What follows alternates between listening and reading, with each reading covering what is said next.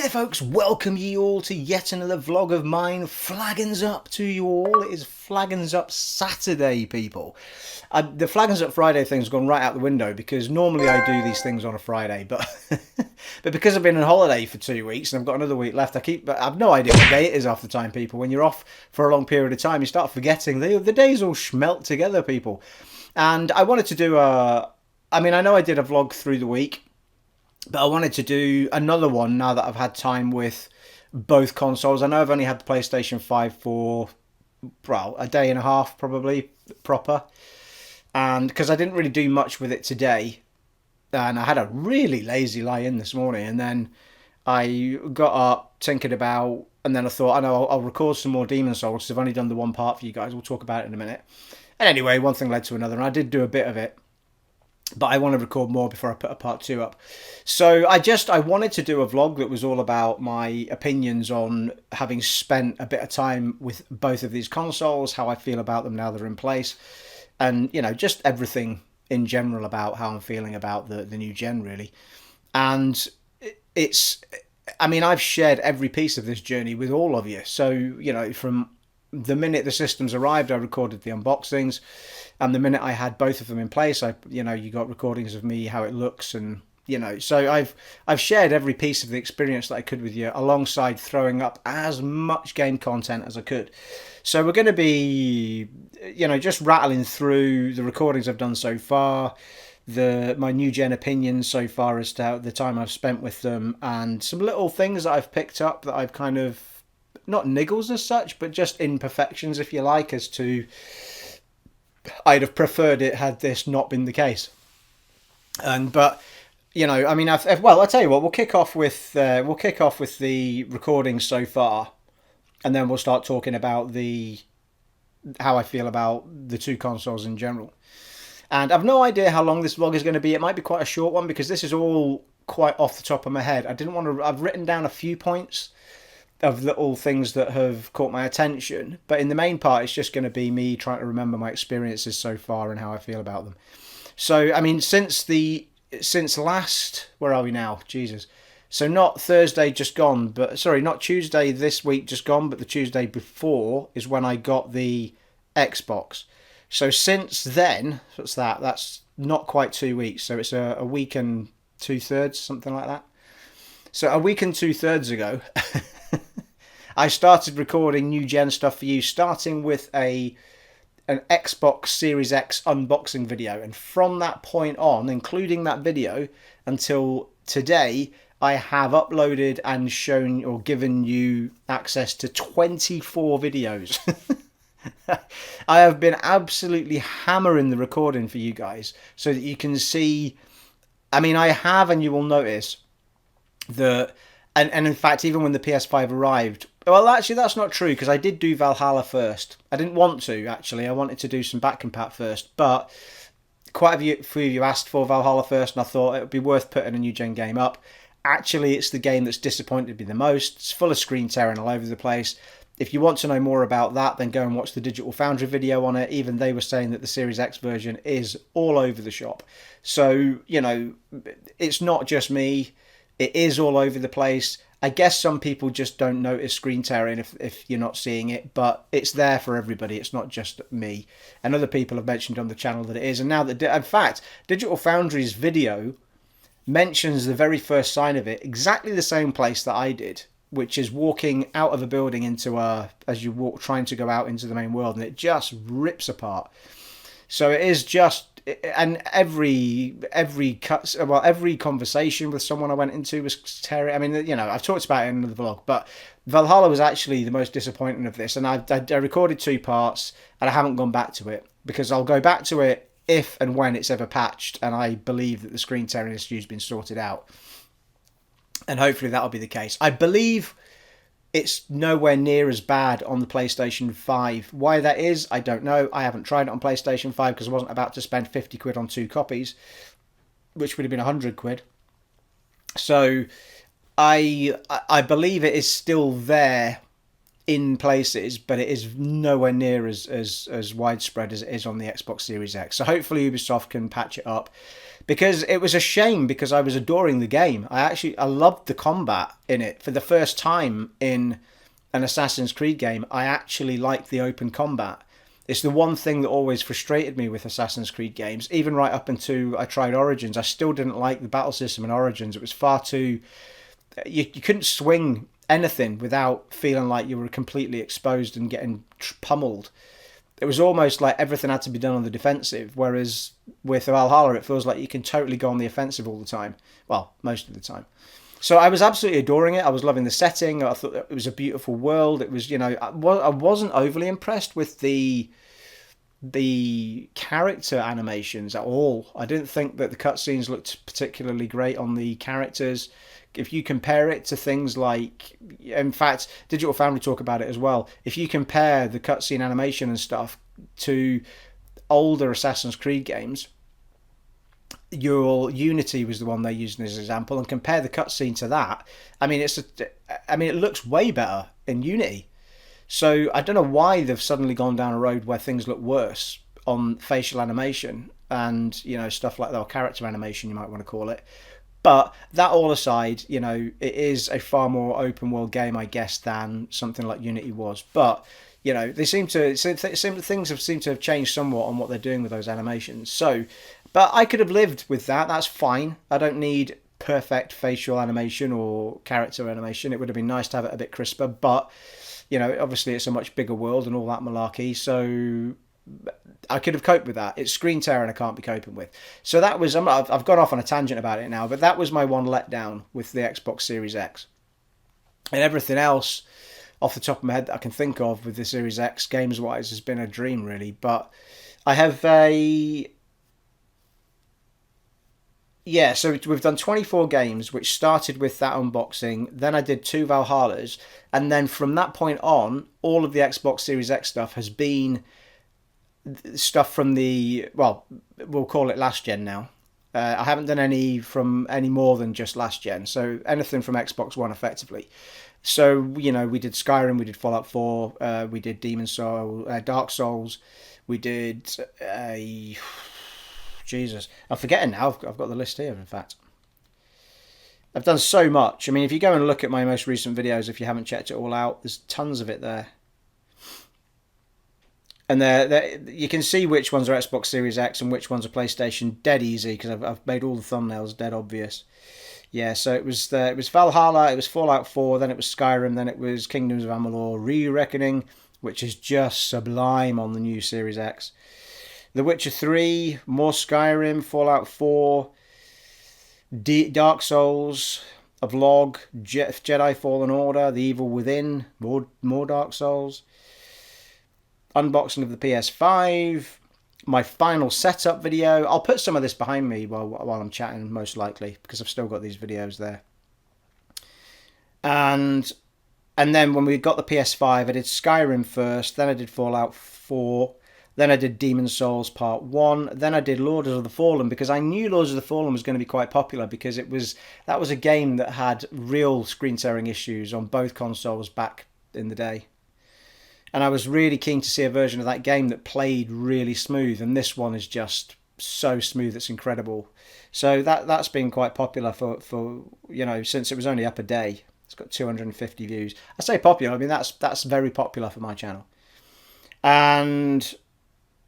And then I put a Bloodborne up yesterday and a Dark Souls up. Yeah, in fact, the Lords of the Fallen, Bloodborne, and Dark Souls 3 for the PS4, the PS5, Jesus, were all put up yesterday.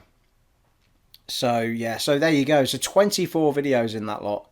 And there is a lot more to come, people. As I say, I'm on with recording some more Demon's Souls. It didn't quite work I recorded an hour worth of Demon's Souls, 45 minutes of Demon's Souls today, but because I got caught and died, I then had to do, and then with those games, I tend to lop out the rerun, and that's just time consuming, so those games just are. So it's just because I had a lazy morning and didn't get started till late in the afternoon, and then I decided I was going to have a flag and do a vlog anyway, and watch the Man City Tottenham game. So, I just decided to take a bit of a breather. So there will be lots more Demon Souls coming. I'm not expecting it to be highly viewed on my channel because there was so much of it already there, because the United States got their consoles a week before we did. There was already a ton of Demon Souls stuff up there. But I know that the core fans that have been with for a really long time really want me to do Demon Souls, Dark Souls, all that sort of stuff, to some level, because they love seeing me play it and be shit at it. So I will absolutely do some for you. Now, here's the thing. I have, in that Demon Souls playthrough, that part 1 that you're looking at, I have, when you get to part 2, you'll see straight away, I might throw some footage up behind me, you'll see straight away that I have changed my character completely. And you can't do that, obviously, when you've started the game. So what I've done is I've played the beginning of the game all over again off camera.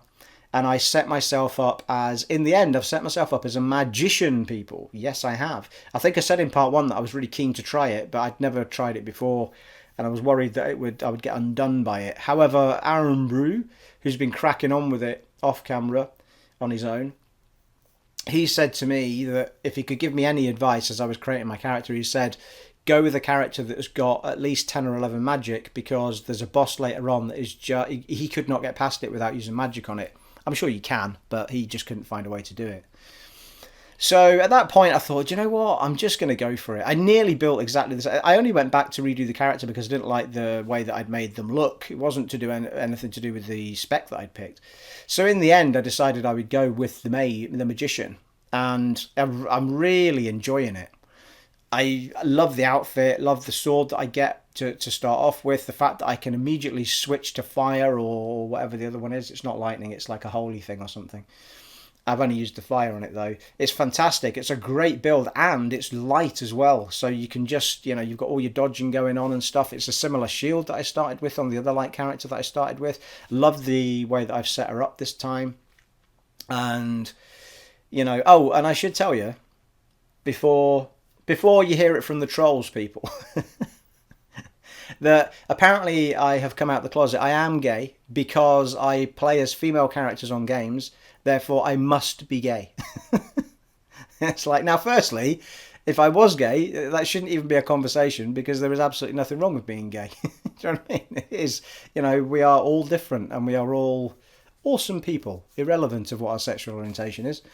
But I didn't even respond to the comment, because it was like, it is the most ridiculous converse of conversation is, why do you play as a girl? Because I like playing as a girl, really, is the answer.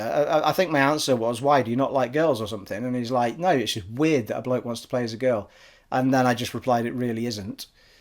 And then there was a comment after that saying, well, maybe he's gay. 5% of men are gay. Whether that was meant as just a comment to say, well, what's wrong with that anyway? That's fine. But why do you need to be gay to play as a girl? Do they play Tomb Raider with a man mod on it? It's like, you know what I mean? My theory and my concept has always been, as, by the way, a heterosexual guy, just not that it matters, but I am,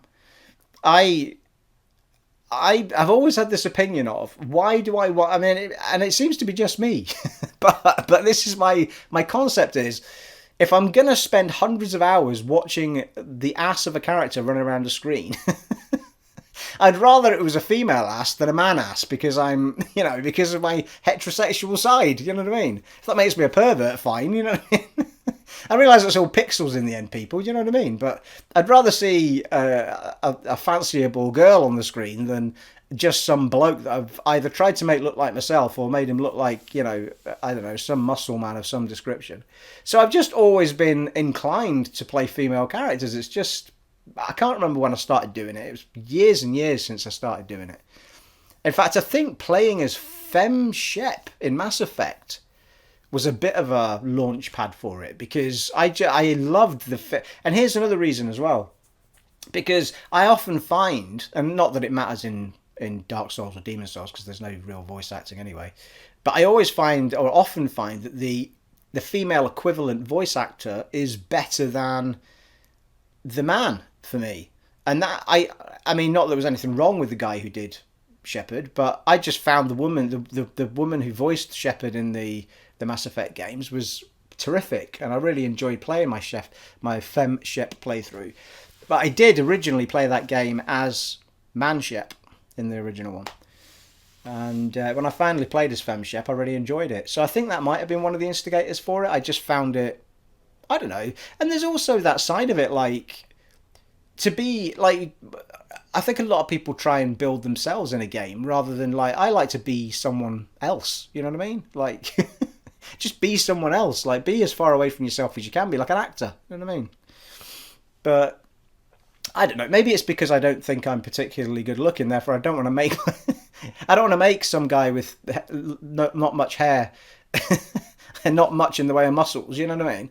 Running around a screen. There you go. Anyway, I digress, people. So there you are. You are. And to play as a female character, as a man, you must be gay. Okay. So as long as we've got all that straightened out, people, because you know, good grief. It's okay to play as whatever you want to play as. I'm the guy who's going to tell you, and it's absolutely fine. All right. I did say, I remember years back, like especially I think we were playing an MMO at the time. I remember Aaron going, "Oh no, it's just false advertising when you see a bloke playing as a girl." So I kind of get it maybe from that perspective, you know what I mean? You think you're running around and you're sort of jumping all over some female MMO character that's running around over here, and then you realise it's some bearded bloke in his mum's cellar, you know what I mean? Maybe that's why people don't like it. But in single player campaigns, you know what I mean? It's fine. Don't worry about it. I will play as who I damn please, people. I don't give a shit what people think. And I will continue to build female characters because that's what I enjoy. Anyway, I digressed. And so yeah, I've rebuilt my female character with a look that I preferred, and then I went mage with it, and I am loving it, absolutely loving it. I went through the whole first section all the way up to the first high wall. I feel like I was on it for ages, but in fact the run back is nothing at all when you're not fighting the enemies. But when I got to the high wall, there's a guy with a spear on the right and there's a guy with two-handed weapons on the left, the first sort of two non-standard enemies. And I ran toward the guy with, I suppose I shouldn't spoil it really. No, I won't. Anyway, there was a lot of rerunning to do. But yeah, so I thoroughly enjoy playing it as the mage character. The outfit's fantastic as well. Got the big long magician's robe and all that malarkey. She starts with a great sword. You get a similar shield. You've got the magics to swap to. I mean, it's just, yeah, it's really cool. How it is in a boss fight, we'll find out. But you get yourself a bit of distance when you can just turf fireballs and stuff. The one thing I haven't sussed out is how we get our magicka, whatever it's called in that game, our magic bar back up. I believe that's only going to be possible at bonfires. Maybe there is items you can pick up that will refill it, potions, or maybe, I doubt it because it would be a bit easy, but maybe something that refills it as you run around like a ring or something. But that would, I think they'd probably not do that in a Souls game because it makes it a little bit easy, maybe just to let it fill up by itself. But you never know, might be there. So yeah, so I was thoroughly enjoying playing as that mage character, so I'm really looking forward to getting back to it.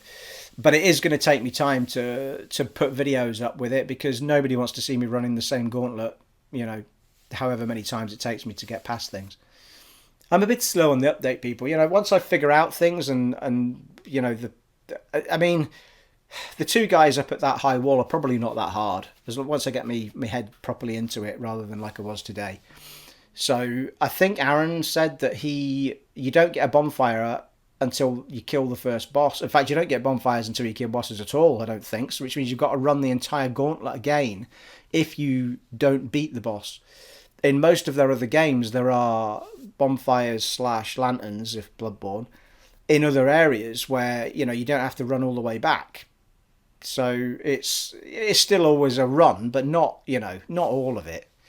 So I don't know if I'm going to get put off by that at some point if it becomes too much of a pain. And also, you can't level up until you defeat the first boss either, which is something that was also in Bloodborne. Pretty much, I think. You have to get insight in order to level up, in order to unlock the doll in Bloodborne, who is the character that levels you up, and you get insight by killing the first boss. I think there is another way to get insight in Bloodborne before you kill that boss, by the way. I'm trying to remember what it is. But in this one, you have to kill the first boss and able to level up. And I didn't realise that And on my second run of that gauntlet, I thought, you know what, I'm going to run back and I'm going to go back to the Nexus and level up, and then realised she's not there. So I realised at that point, and Aaron confirmed it, that you've got to beat the boss first. So there you are, people. I think I will definitely be doing more of it. And I think I will be mixing it in with a large portion of something that's a bit lighter to play. And now that we've covered most of the ground of the back and pack games that people would probably want me to do, I think I need to settle on a couple of them and just start posting up more videos. Because jumping between that many games is like... it's my brain's buzzing, people. The button, like, you'll see me make so many mistakes in those playthroughs because I keep thinking I'm on the last game I just put a part 1 up of. I'm not going to be doing any more Skyrim on the PlayStation 5 because the unlock FPS mod is not available on the PlayStation 5. They were far more limiting in what you were allowed to do in the mods. So I checked that, it's not available, so I don't see much point in doing more Skyrim until Bethesda unpatch it or patch it with a 60 FPS, which they might well do, but then they might well not because they're now an Xbox company, or, well, will be proper early next year. So I may well do more Skyrim, however, with the 60 FPS patch mod on the Xbox Series X. I nearly said one again. And, you know, but we'll see how we go. We'll see what takes me fancy. By far, Skyrim has been the most watched on Series X. Fallout 4, I think, is the most watched on PlayStation 5. Fallout 4, I think, is second on the Xbox Series X. So it was well worth me putting those videos up early. The most watched video I've put up is Skyrim Part 1 on the Xbox Series X, which is without the mod on. All the subsequent 3 parts after that, up to Part 4, were all with the unlock FPS on mod on. That's got, I think, the last time I looked at about 9, it was closing in on 9,000 views, which for my channel is just insane. Like, I don't ever see that amount of views unless I do something before anyone else, and that seems to be what I've done there. So, you know, and then that's closely followed up by 3,500 Fallout 4, and I mean, my viewing figures have been fantastic all round, really. Even when you get to the ones that have only got 100 or whatever views, only 100 views is a lot of views for me. So, you know, it's been fantastic. And here's something else. I've found it extremely hard keeping up with you guys. The comments have been absolutely fantastic. The amount of people like commenting on my videos has been outstanding. So if I have missed you in any way and not replied to you, or, you know, please don't feel like I couldn't be bothered. It's just I have tried to answer every single one of them. But there's been a lot of comments since I started posting these videos up, which has been awesome. But please don't ever feel like I didn't, you know, just couldn't be bothered replying to you if I have managed to miss you somehow. But I am starting to see, like, how the big YouTubers can't possibly reply to everybody, because it's just insane, like, trying to keep up with everything. You sort of scan through the, you know, I mean, how does somebody like PewDiePie even, I mean, I think he's got his turned off now because it just became pointless. But how does somebody with, you know, that many millions of people and like getting 1 million to 2 million watches on a video each time even remotely keep up with comments that are there, you know? So the comments have then become more about the community of people that follow it and, you know, chatting to each other and that sort of stuff. But anyway, we're far from that, people. We're far from that. I mean, the reason I built the channel in the first place was to connect and, you know, share my experiences with other gamers. So I always say in all my videos, comments below, people. Keep chatting to me. It's really nice to chat to fellow gamers and get their opinions, as long as you're not being a twat. So don't be a twat, people. Twats don't get replied to, and sometimes get hidden. Flagging's up to you all.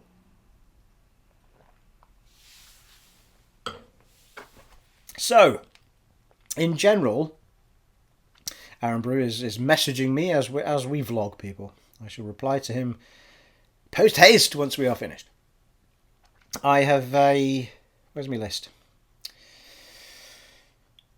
Right, so my general opinions of the new consoles then. I mean, I think people have asked me which one do I prefer. I really can't pick one. Like, I've been really happy on both. Only disappointment, as I say, on the Series X was Valhalla. That's not the X's problem. That's Ubisoft's problem. They need to figure out how to make a game for it. I guess the PlayStation 5 has got Demon's Souls, which is stunning. Absolutely stunning. And Well, a lot of people. I did that comparison of Dark Souls 3 on the. I first played that part 1 and 2 on the Series X. Looks great, plays great, very smooth. And then people had said, yeah, but there's been a PS4 Pro patch like ages ago, so you want to be playing it on the PS5. I did that yesterday and posted that up. You guys can look at it now, and it is good. It is stunning, people. Yeah, really, really smooth. Um, that doesn't make the Series X bad. It just means that the patch from Software was never given to Microsoft. So if they released it for Microsoft, then it would be gorgeous on there. Well, it is gorgeous on there, but it's still at 900p 30 frames. So, you know, that doesn't take away from the fact the game's still great to play there. It's just awesome to play on the PlayStation 5. I mean, I didn't want to stop playing it. I could have easily have gone to that today rather than Demon's Souls, because it was just such a smooth 60 frames per second with whatever it is that's on it. Is it if it's 1440p or 4K? It's just stunning. It's really good looking and just so nice to play. So really impressed with that all round. The look of the consoles in situ were both have taken a lot of getting used to, and my eyes are kind of getting used to them now. But every time I walk into the room, or as I'm going out to turn the light off at night or whatever, I turn around and I just see these massive things in my TV unit. It's still taking some adjustment, but it's not because there's anything wrong with them. It's just that they needed to be big this time for the power that we all wanted, so that's fine. And we wanted them to be quiet, and they are.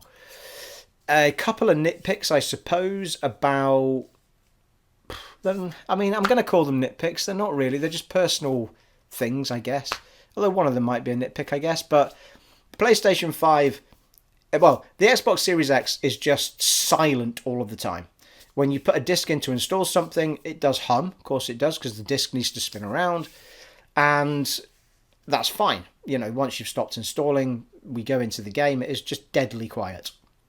PlayStation 5 is the same-ish, but when you put a disc in, it makes a much louder sound than the Series X does. Just to install it, and then it's deathly quiet when you're playing the game. However, I was convinced that it was always going to be making this humming noise with a disc in when I first put my first disc in. Because even when the game had stopped doing the disc side of the copy, it was still making this noise. But I realised quite quickly that it will make the noise even while it is doing the update as well. So when it's downloading the update and installing that, it's going to continue to make that noise until it's completely finished. Then once all of that's done, it's deathly quiet and you never hear it. So the only other time I've heard any noise from it is when I first boot it up and there's a disc in the drive. And when you first boot it up, the drive just starts whizzing like a motherfucker. Like it would if you were installing a game. So I don't know why it needs to do that, because it shouldn't need to use the disc anyway. So maybe it's something that they can sort out, but I doubt it. I remember the PlayStation 4 used to do it, the Pro as well. Like it would just, the disc would just spin like a bastard, and there's no reason for it.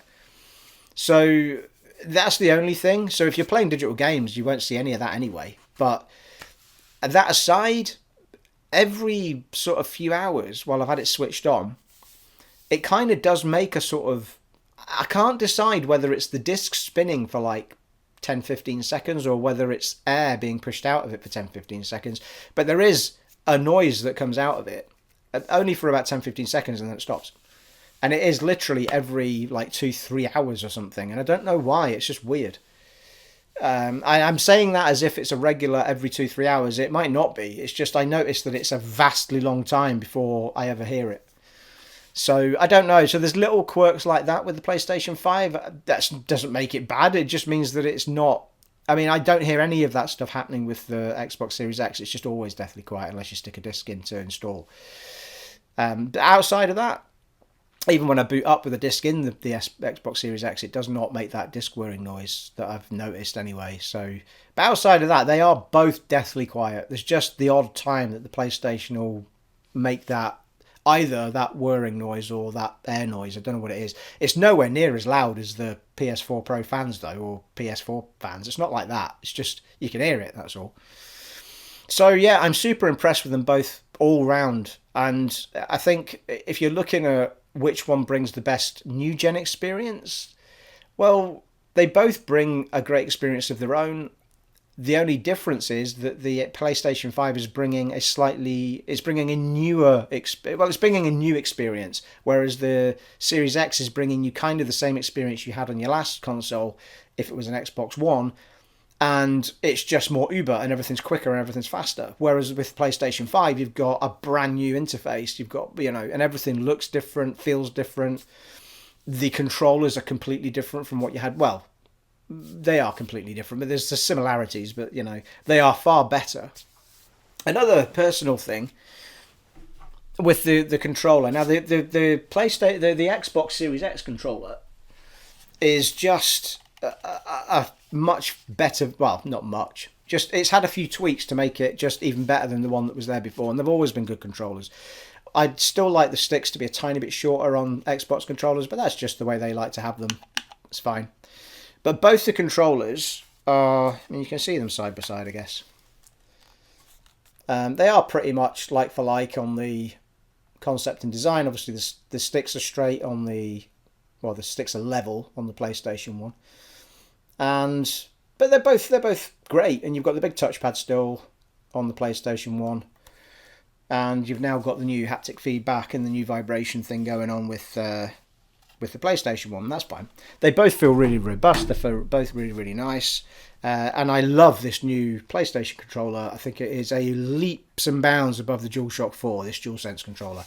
However, there's this tiny little frustration I've got with it. And I always seem to have this with PlayStation controllers. There's always some little niggle, and it might just be me, because it often is people. I stand alone in many things.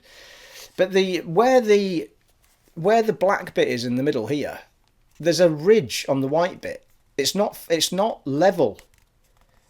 And they've obviously done it through some design feature. So this actually is raised a little bit. So when you're gripping that, my fingers come round here.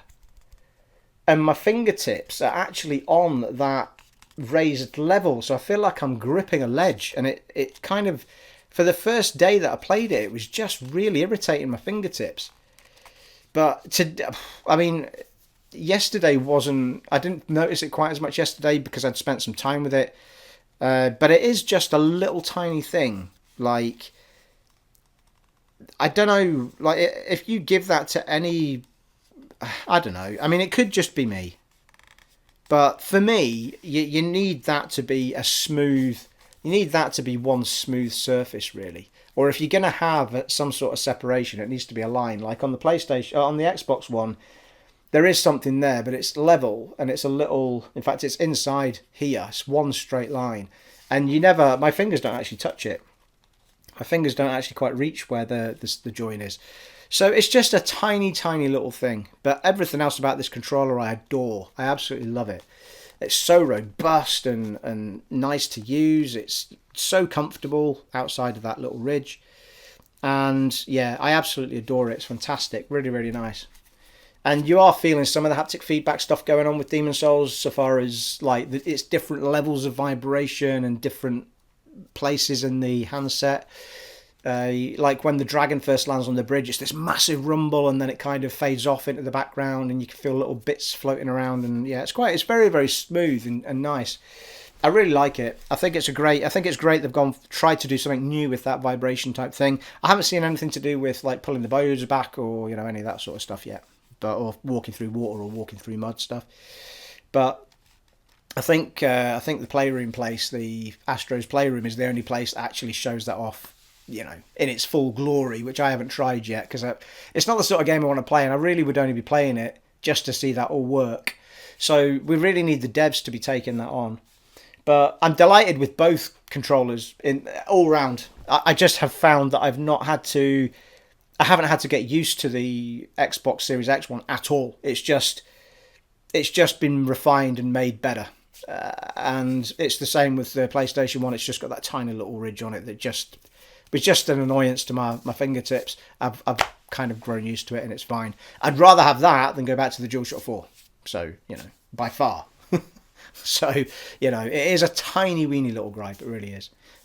And so is the noise that came out the PlayStation 5, because it doesn't affect your gaming experience. It's only there while you boot it up, and it's only there every third, fourth hour. For some reason it needs to blow something out or spin a disc. It's fine.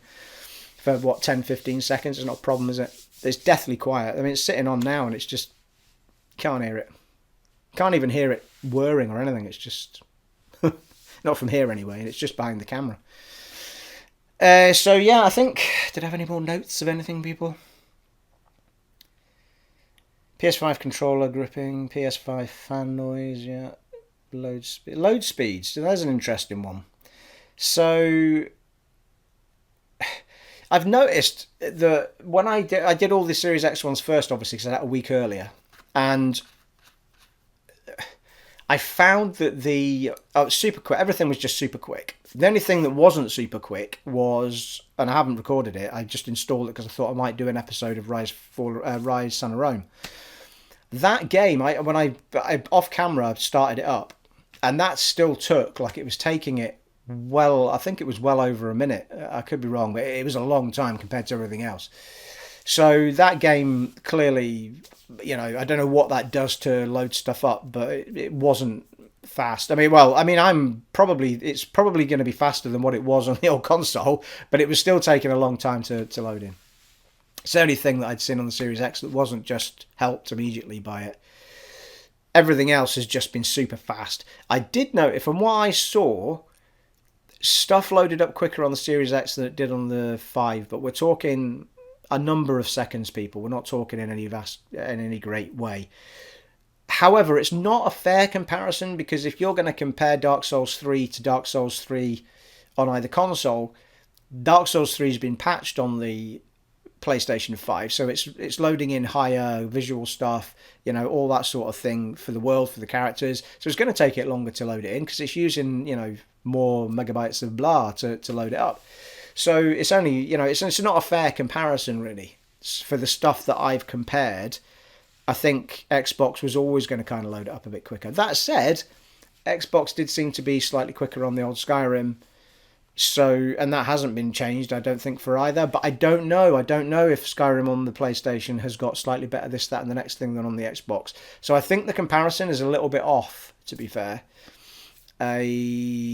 So that's my experience of it. Things on the Xbox seem to be faster by maybe a number of seconds, whatever, per game. And that includes Fallout as well. Felt a little bit slower on the PlayStation 5, but again, we don't know what the differences are graphically as to what was there and what was, So I don't know. I saw comparison videos on, I think I saw a GameStop one and an IGN one, and it did vary. It varied on the game. And they said in their own one, bear in mind, it's not a straight comparison, because some of these have been 4K'd on one and not the other, and so it was hard to judge. In the end, they're both super quick, people. They are just both super quick. And even off camera, just for me, once I'd done a recording yesterday, I did a second part of, because I'd already started The Last of Us Part 2 again, and that is just glorious. Talking of which, my biggest bugbear with that game was that they'd put this horrible, really intense film grain on it.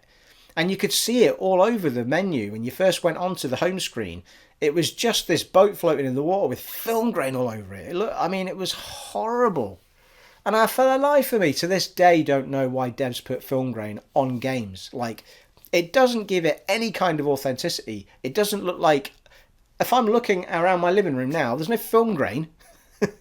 Everything's clear in HD, people. It's all clear.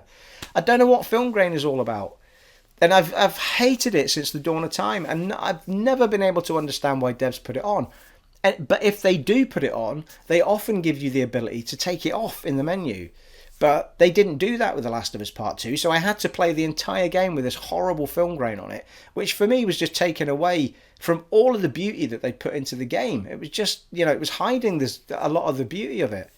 So in the end, I put it on. It was the second time I put it on yesterday, so it must have been the day before I tried it. It was the first day, yeah. And I immediately went to the menu. I thought, I wonder if they've given us the ability to take this film grain off. And sure enough, right smack in the visuals menu, film grain 0 to 10, banged it to 0, went back in, and it's stunning, guys. It's just amazingly good looking, that game, without that horrible film grain on it. And I'm just loving playing it again.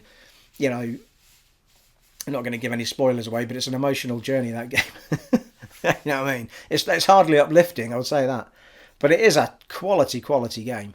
And, you know, it's just, I'm loving playing that game because I've got this horrible, murky, bloody speckly film grain not on it anymore.